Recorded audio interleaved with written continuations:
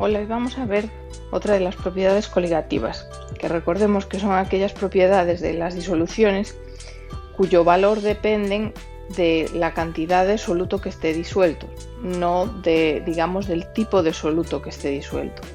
Entonces, bueno, debido a estas propiedades coligativas, ya hemos visto varias, hemos visto cómo cambiaba la presión de vapor, cómo se producía un ascenso del punto de ebullición, y hoy vamos a ver cómo se produce por la disolución de este soluto un descenso en el punto de congelación.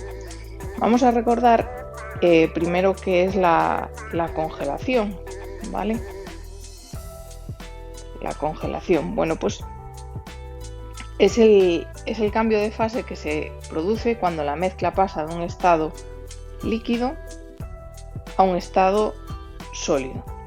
Recordemos que las moléculas en estado líquido pues están todo el tiempo moviéndose según la teoría cinético-molecular. Bueno, pues en un recipiente con por ejemplo con agua tendríamos pues moléculas de agua pues moviéndose en todas las direcciones.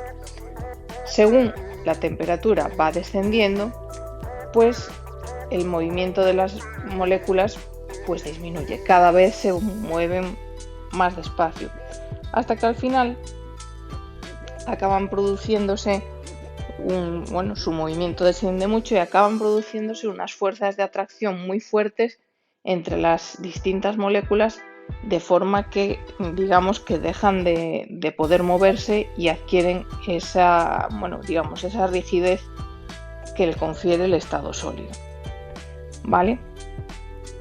Eso es el proceso de congelación, y la temperatura a la cual se produce este cambio de fase, este paso de líquido a sólido, se llama punto de congelación,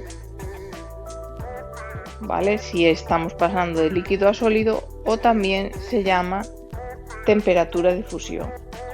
Son la misma temperatura, ¿vale? La temperatura de fusión es lo inverso, es cuando se pasa de estado sólido a estado líquido. ¿Qué es lo que ocurre cuando metemos un soluto, que pueden ser estas bolitas que estoy pintando, en medio de nuestro disolvente, ¿vale? ¿Qué ocurre cuando metemos por el medio este soluto? Bueno, pues que estas partículas de soluto dificultan que se organicen las partículas de disolvente en esas redes o en esas estructuras en las que se colocan cuando pasan al estado sólido. Es decir, este soluto impide que las partículas se ordenen, ¿vale? Se ordenen para llegar a coger esa ordenación que tienen durante el estado sólido, ¿vale?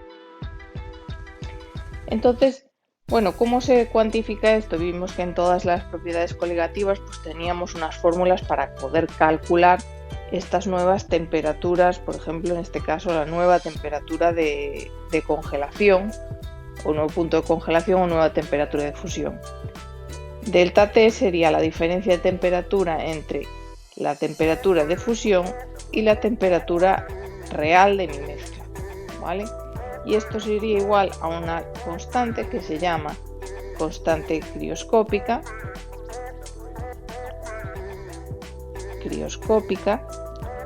que depende del disolvente. O sea, si es agua, pues será una. Hablo siempre del agua porque es que es uno de los disolventes más típicos, pero bueno, podría ser alcohol, podría ser benceno. Bueno, cada uno tendría una constante crioscópica diferente en unas unidades que son gramo centígrado multiplicado por kilo dividido por mol, ¿vale?